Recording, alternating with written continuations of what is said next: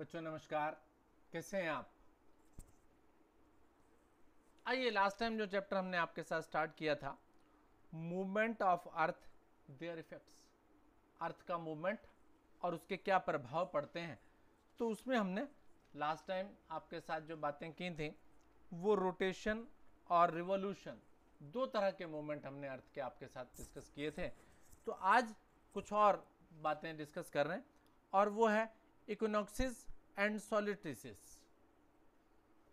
अब क्या होता है ये इक्विनॉक्स, इसके बारे में लिखा गया 21 मार्च एंड 23 सितंबर is known as equinoxes when the days and the nights are equal length, जब दिन और रात समान होते हैं। विश्व बोला जाता है इसे, विश्व यानी जब दिन और रात समान होते हैं। During these equinoxes the rays of sun shines directly on the equator. सूर्य की जो किरणें होती हैं वो इक्वेटर, इक्वेटर का मतलब है मध्य लाइन, आपको मैंने जब ग्लोब में दिखाई थी तो वहां पर सीधी पड़ती हैं, तो जिससे दिन और रात दोनों समान होते हैं। आपने देखा होगा दिन और रात की लंबाइयां थोड़ी थोड़ी कम या ज्यादा होती हैं, लेकिन जैसे आप सर्दी के मौसम में देखें तो सर्दी के मौसम में क्या होता है, शाम बहुत जल्दी अंधेरा बहुत जल्दी हो जाता है और सुबह भी सूर्य बहुत देर से निकलता है, यानी आपको दिखाई देता है 7 बजे के आसपास।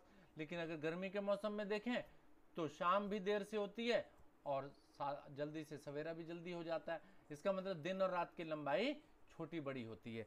लेकिन यहाँ बोला गया 21 मार्च और 23 सितंबर, इस दिन क्या होता है, दिन और रात दोनों समान होते हैं, क्योंकि सूर्य की रोशनी जो है वो इक्वेटर पर सीधी पड़ती है, जिसके कारण दिन की लंबाई और रात की लंबाई समान होती है, समान समय होता है।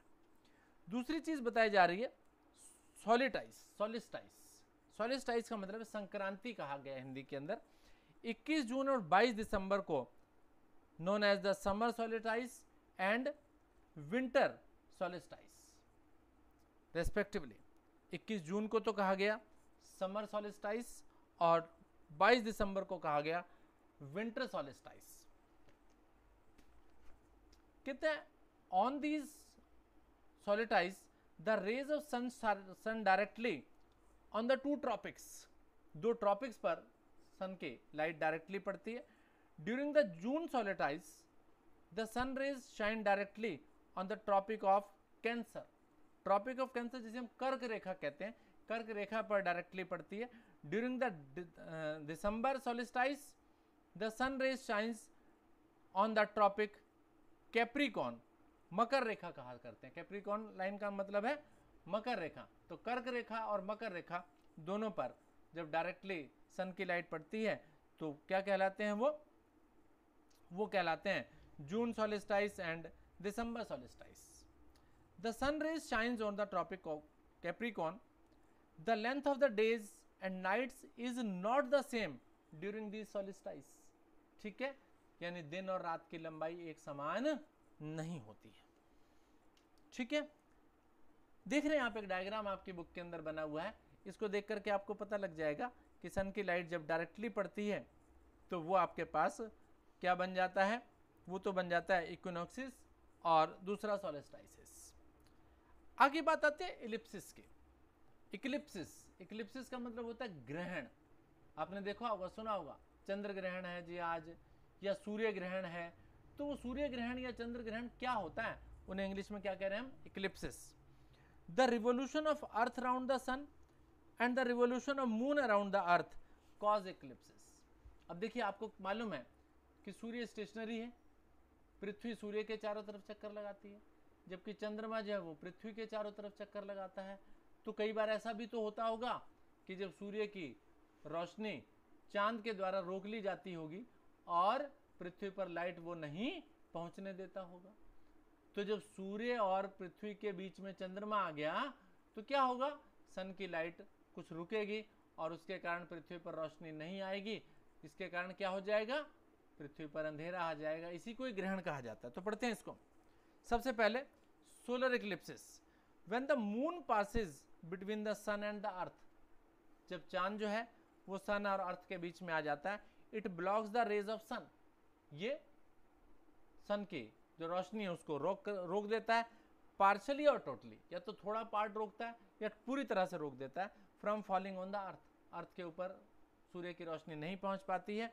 It can occur only during the new moon, ये न्यू मून के टाइम पर होता है।